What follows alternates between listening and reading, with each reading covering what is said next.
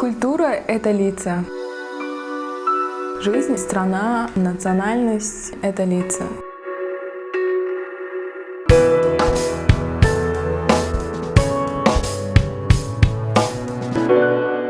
На самом деле таджики очень разные.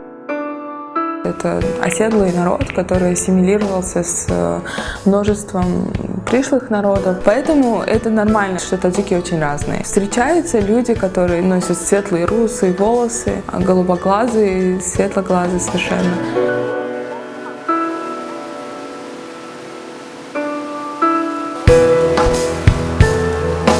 Таджикистан — это как раз то место, в котором очень много аутентики сегодня.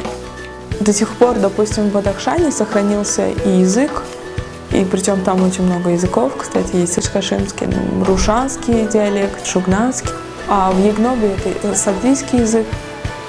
Они являются уникальными носителями такой аутентичной древней культуры.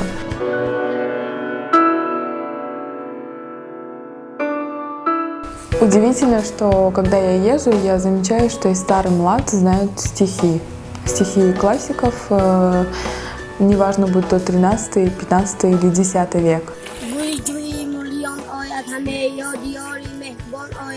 Недавно я ездила в район Мухтепа. Я спросила самого маленького, и он стал рассказывать мне стихотворение об Абдулло Рудаки «Ветер дует из Мульяна».